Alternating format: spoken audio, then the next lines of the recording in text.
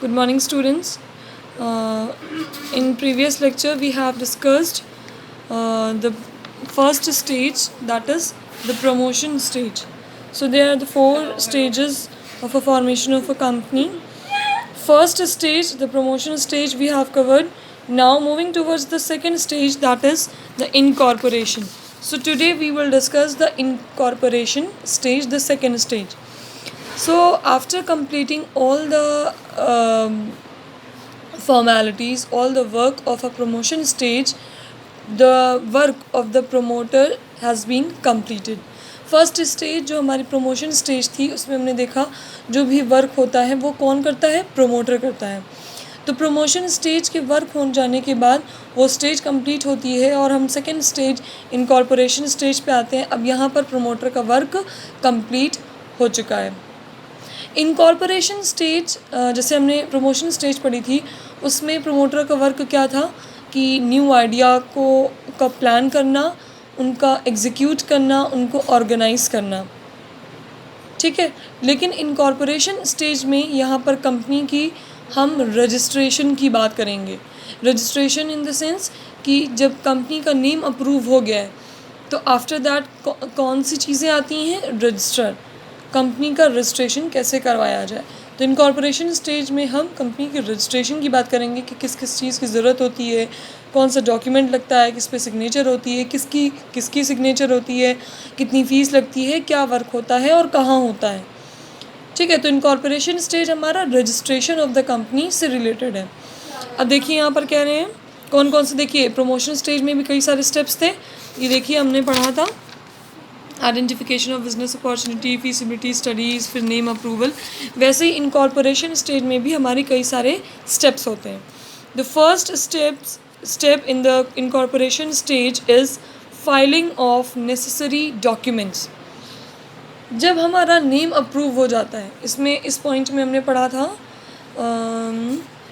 Name approval में हमने यही पढ़ा था कि प्रोमोटर कंपनी का नाम देता है, फिर रजिस्ट्रार क्या करता है, अपने रजिस्टर में चेक करेगा कि ऐसा तो नहीं कि उस नाम से कोई और कंपनी चल रही है.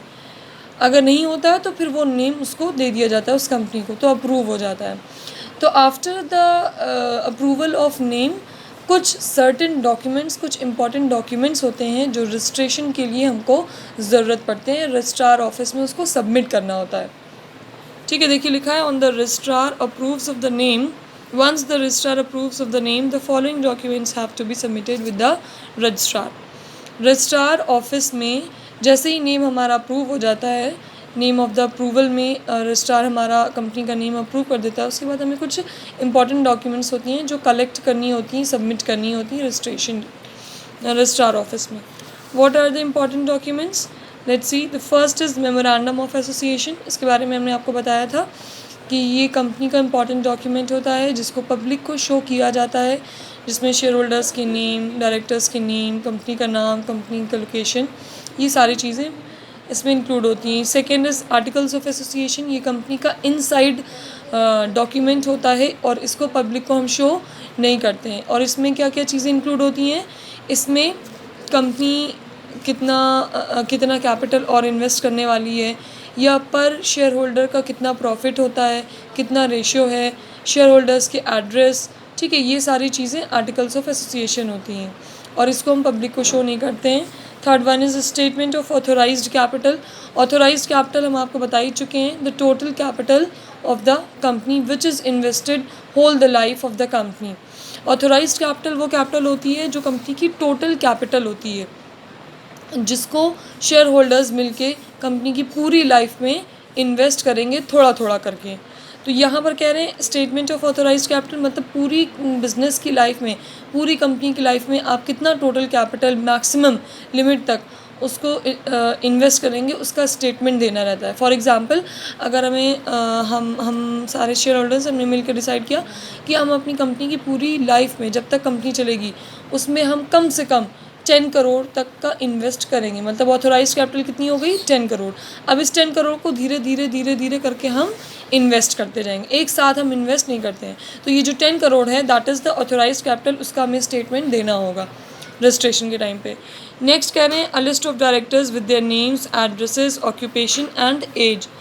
कंपनी के हमने आपको बताया प्राइवेट में कम से कम 2 डायरेक्टर्स होने चाहिए कम से कम, और पब्लिक कंपनी में कितने डायरेक्टर्स, कम से कम 3 directors are required minimum.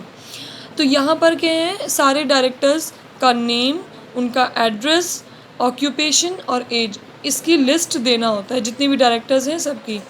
The written consent of the directors to act as directors, मतलब जो कंपनी के डायरेक्टर्स हैं उनसे एक पेपर पे रिटन फॉर्म में लिखवाना कि वो ये चीज़ एक्सेप्ट करें कि yes we are the directors of the company.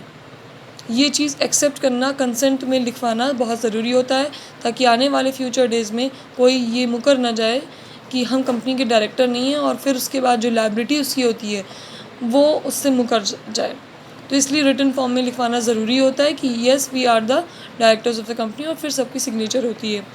Next is notice of the address of the registered office of the company. Company का जो रजिस्टर्ड ऑफिस है, मेन ऑफिस है, उसकी उसका नोटिस देना होता है, मतलब एड्रेस कहाँ पर है वो कंपनी का main office. Last one is a statutory declaration stating that all the formalities related to the formation of company are duly completed. Last point में ये कह रहा है कि एक स्टेटमेंट देना होता है लास्ट में कि formation of a company, formation of a company means first वाला जो हमारा ये प्रमोशन स्टेज है, इसमें जो भी चीज़ों की रिक्वायरमेंट थी या अब तक इसमें जो चीज़ों की रिक्वायरमेंट थी वो सब कुछ हम फॉर्मेलिटीज़ पूरी कर चुके हैं। इसका एक स्टेटमेंट देना होता है कि अब तक की जितनी भी फॉर्मेशन की हमको रजिस्ट्रेशन के टाइम की ज़रूरत थी वो सारी चीज़ें हम कंप्लीट कर चुके हैं, हम प्रिपेयर कर चुके हैं, इसका स्टेटमेंट। तो फाइलिंग ऑफ नेसेसरी डॉक्यूमेंट्स में ये हमारे ये सारे नेसेसरी डॉक्यूमेंट्स, इंपॉर्टेंट डॉक्यूमेंट्स होते हैं कंपनी के। Second point is payment of fees. Payment of fees में यहाँ हमारे रजिस्ट्रेशन फ़ीस की बात कही जा रही है कि जब आप ये सारे डॉक्यूमेंट्स सबमिट करेंगे तो इसी सारे डॉक्यूमेंट्स के साथ आपके कंपनी का रजिस्ट्रेशन फ़ीस भी लगती है। जैसे हम स्कूल जाते हैं या किसी चीज़ का रजिस्ट्रेशन करवाते हैं तो रजिस्ट्रेशन फ़ीस लगती है ना, स्कूल में या कॉलेजेस में रजिस्ट्रेशन फ़ीस लगती है रजिस्टर करने के लिए। वैसे ही कंपनी को रजिस्टर करने के लिए रजिस्ट्रेशन फ़ीस लगती है, जो कि रजिस्ट्रार ऑफिस में हमको सबमिट करनी पड़ती हैं विद दीज डॉक्यूमेंट्स। इन सारे डॉक्यूमेंट्स के साथ साथ रजिस्ट्रेशन फ़ीस भी हमको रजिस्ट्रार ऑफिस में पे करना होता है। रजिस्ट्रेशन की फ़ीस डिपेंड करती है कि आपकी ऑथोराइज्ड कैपिटल का अमाउंट कितना है। higher will be the authorized capital, higher will be the registration fees and vice versa। तो जितना आपके authorized capital का amount होगा registration fees उतनी ही हाई होगी। अगर capital कम है तो registration fees भी आपकी कम होगी। ठीक है, तो पेमेंट ऑफ फीस में यहाँ पर आपको रजिस्ट्रेशन फ़ीस पे करनी होगी। Next is registration. Third point है हमारा रजिस्ट्रेशन में क्या होता है, जो रजिस्ट्रार ऑफिस में रजिस्ट्रार बैठा होता है वो ये सारे डॉक्यूमेंट्स को चेक करता है कि these are correct, these are properly made और नॉट। सारे डॉक्यूमेंट्स को चेक करता है, प्लस ये भी देखता है कि रजिस्ट्रेशन फ़ीस सबमिट हुई है या नहीं, तो उसकी रिसिप्ट मांगी जाती है।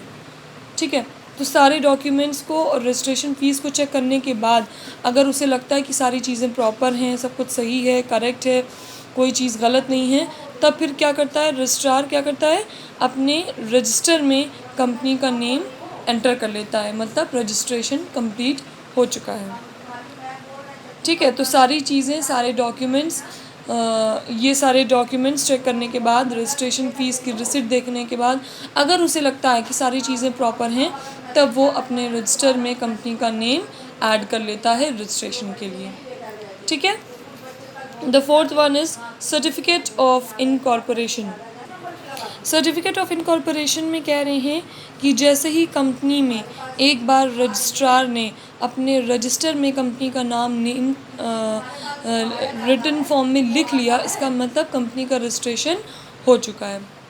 तो जैसे ही रजिस्ट्रार अपने रजिस्टर में कंपनी का नेम नोट डाउन करेगा, वैसे ही कंपनी को सर्टिफिकेट ऑफ इनकॉर्पोरेशन इशू हो जाता है। और जैसे ही सर्टिफिकेट ऑफ इनकॉर्पोरेशन इशू होगा तब कंपनी को एक टैग मिल जाता है, क्या, सेपरेट लीगल एंटिटी का। ठीक है। तो सब सर्टिफिकेट ऑफ इनकॉर्पोरेशन कब मिलता है? जब कंपनी का रजिस्ट्रेशन हो जाता है, जब रजिस्ट्रार अपने रजिस्टर में कंपनी का नेम नोट डाउन कर लेगा, वैसे ही उसको सर्टिफिकेट ऑफ इनकॉर्पोरेशन मिल जाता है। इसका मतलब इनकॉर्पोरेशन की जो भी चीज़ें थी, जो भी फॉर्मेलिटीज़ थी, अब पूरी हो गई हैं और अब कंपनी का रजिस्ट्रेशन कंप्लीट हो गया है। और उसी के बाद से फॉरेन कंपनी को सेपरेट लीगल एंटिटी का टैग मिल जाता है। सेपरेट लीगल एंटिटी हम कई बार आपको बता चुके हैं, फिर भी बता रहे हैं कि सेपरेट लीगल एंटिटी का मतलब होता है कि कंपनी को उसके वर्कर्स से, उसके शेयर होल्डर से अलग किया जाता है। कंपनी की खुद की अपनी रेप्यूटेशन और गुडविल है। कंपनी किसी के शेयर होल्डर्स, किसी मेंबर पे डिपेंड नहीं है। कोई अगर शेयर होल्डर की डेथ हो जाए, वो छोड़ के चला जाए, इंसॉल्वेंट हो जाए, तो कंपनी क्लोज नहीं होगी। सेपरेट लीगल एंटिटी का मतलब ये होता है। और इसी के बाद से जो प्राइवेट कंपनी है वो अपने बिजनेस स्टार्ट कर सकती है। हमने आपको पहले भी बताया था कि 4 स्टेजेस होती हैं: promotion, incorporation, capital subscription and commencement of business. Private company को जैसे ही सर्टिफिकेट ऑफ इनकॉर्पोरेशन मिलेगा वो अपना बिजनेस स्टार्ट कर सकती हैं, लेकिन पब्लिक कंपनी को ये सारे चारों स्टेजेस कंप्लीट करने होंगे। पब्लिक कंपनी तभी अपना बिजनेस स्टार्ट कर सकती है जब उसको कमेंसमेंट ऑफ बिजनेस का सर्टिफिकेट मिल जाए, जो अब हम आगे पढ़ेंगे। ठीक है। नेक्स्ट स्टेप तो नहीं है, लेकिन ये आपको समझाने के लिए बताया गया है। ये देखिए आपका स्पेसिमेन है, specimen of certificate of incorporation. मतलब इसी तरह से सर्टिफिकेट ऑफ इनकॉर्पोरेशन कंपनी को मिलता है। इसके बाद है हमारा effect of the certificate of incorporation. मतलब वो कंपनी अगर उसको सर्टिफिकेट ऑफ इनकॉर्पोरेशन नहीं मिलेगा तो उसका इफ़ेक्ट क्या होगा। ये स्टेप नहीं है, ये अलग से आपको समझाने के लिए दिया गया है। देखिए लिखा है, a company is legally born on the date printed on the certificate of incorporation. एक कंपनी तभी रनिंग में मानी जाती है, तभी उसको लीगली बॉर्न कहा जाएगा जब उसके पास जैसे ही सर्टिफिकेट ऑफ इनकॉर्पोरेशन उसे अप्रूव हो जाता है, जैसे ही मिल जाता है। It is considered as a separate legal entity with perpetual succession only from this date. जो डेट सर्टिफिकेट ऑफ इनकॉर्पोरेशन में लिखी गई है उसी डेट से कंपनी को सेपरेट लीगल एंटिटी मान लिया जाता है और परपेचुअल सक्सेशन के साथ। ठीक है। तो जो डेट सर्टिफिकेट ऑफ इनकॉर्पोरेशन में लिखी है वो डेट बहुत इंपॉर्टेंट होती है। उसी डेट से कंपनी को सेपरेट लीगल एंटिटी मान लिया जाता है और परपेचुअल सक्सेशन के साथ। परपेचुअल सक्सेशन हमने आपको बताया हुआ है कि वो जो कंटिन्यू रहे लॉन्ग रन में। तो कंपनी के लिए हम जानते ही हैं कि कंपनी किसी पे डिपेंड नहीं होती है। किसी शेयर होल्डर, किसी मेंबर के जाने से, डेथ हो जाने से कंपनी की जो वर्किंग है वो नहीं रुकेगी। Company will not be close. तो परपेचुअल सक्सेशन मतलब जो कंटिन्यू रहे फ्यूचर में भी। ठीक है।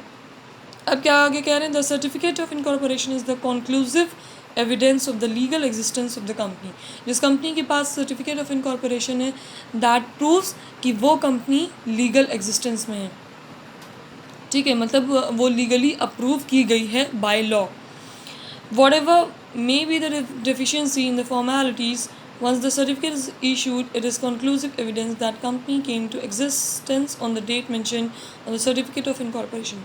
कह रहे हैं अगर कोई कमी रह भी जाती है और कंपनी को सर्टिफिकेट ऑफ इनकॉर्पोरेशन मिल भी गया है तो भी वो एविडेंस है, तो भी वो लीगली अप्रूव है। तो एक बार सर्टिफिकेट ऑफ इनकॉर्पोरेशन मिल गया तो वो कंपनी आराम से रन कर सकती है बिना किसी के रोके, बिना किसी की कमी के। ठीक है। तो लॉ की में वो लीगली अप्रूव है। क्यों? क्योंकि उसके पास सर्टिफिकेट ऑफ इनकॉर्पोरेशन है।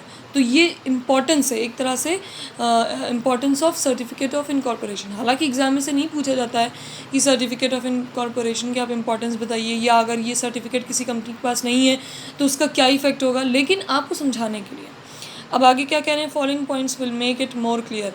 मोर क्लियर मीन्स कि एक कंपनी के लिए सर्टिफिकेट ऑफ इनकॉर्पोरेशन क्यों ज़रूरी है वो आपको इस 2 पॉइंट से और समझ में आएगा। Let's see.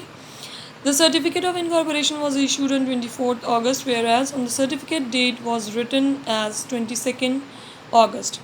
The company is considered to be born on 22nd August only, and so all dealings carried on 23rd August will be considered legal, although the certificate was issued only on 24th August। कह रहे हैं किसी company को 24th August को certificate of incorporation issue हुआ, लेकिन उस certificate पे 22nd August की डेट लिखी है, तो कंपनी को लीगल एग्जिस्टेंस में या सेपरेट लीगल एंटिटी कब माना जाएगा? 22 ही अगस्त। क्यों? क्योंकि डेट 22 अगस्त की लिखी है, भले ही 24 अगस्त को उसको इशू किया गया हो। तो जो डेट सर्टिफिकेट ऑफ इनकॉर्पोरेशन पे लिखी गई होगी, मतलब 22 अगस्त, वही वैलिड मानी जाएगी। और 23 को भी अगर उस कंपनी ने कोई ट्रांजैक्शन किया है तो वो लीगल ट्रांजैक्शन माना जाएगा, भले ही 24 अगस्त को उनको इशू किया गया। सेकेंड पॉइंट में कह रहे हैं, after issue of registration certificate it was found that a person had forget signature on the memorandum but then also the incorporation will be considered valid. कह रहे हैं अगर ऐसा इन केस होता है कि इनकॉर्पोरेशन का सर्टिफिकेट मिलने के बाद मेमोरेंडम में किसी मेंबर की सिग्नेचर या किसी डायरेक्टर की, क्योंकि मेमोरेंडम ऑफ एसोसिएशन में डायरेक्टर्स की सिग्नेचर होती है, तो किसी कंपनी का अगर सर्टिफिकेट ऑफ इनकॉर्पोरेशन इशू हो गया है और बाद में ये देखा गया कि मेमोरेंडम में किसी डायरेक्टर की सिग्नेचर रह गई है, तो भी वो सर्टिफिकेट ऑफ इनकॉर्पोरेशन वैलिड माना जाएगा। क्यों? क्योंकि वो आपको इशू हो चुका है। बाय लॉ आपका बिजनेस, आपकी कंपनी लीगली अप्रूव है। ठीक है, तो ये है इसकी इम्पॉर्टेंस। या अगर किसी कंपनी को सर्टिफिकेट ऑफ इनकॉर्पोरेशन नहीं मिलता तो ये है उसके इफ़ेक्ट, ये सारे बेनिफिट उनको नहीं मिल पाएंगे। ठीक है, तो ये था हमारा इनकॉर्पोरेशन स्टेज, यहाँ पर हमारा कंप्लीट होता है। Next third stage is capital subscription stage. बार बार हम आपको बता रहे हैं कि इनकॉर्पोरेशन स्टेज जो हमने अभी पढ़ा, इनकॉर्पोरेशन स्टेज ये कंप्लीट होते ही प्राइवेट कंपनी अपना बिजनेस स्टार्ट कर सकती हैं, लेकिन पब्लिक कंपनी को 4th स्टेज तक जाना होता है। तो थर्ड स्टेज है हमारा कैपिटल सब्सक्रिप्शन स्टेज। इसको हम नेक्स्ट लेक्चर में डिस्कस करेंगे क्योंकि ये काफ़ी लेंदी है। और इसके साथ फिर हम फोर्थ जो हमारा स्टेज है कमेंसमेंट ऑफ बिजनेस, फिर इसको हम डिस्कस करेंगे। फिर उसके बाद हमारे इंपॉर्टेंट डॉक्यूमेंट्स आ जाएंगे जो कि फॉर्मेशन ऑफ अ कंपनी में हमें मतलब नेसेसरी होते हैं। जैसे हमने आपको बताया MOA that is memorandum of association, AOA that is articles of association and prospectus. ठीक है।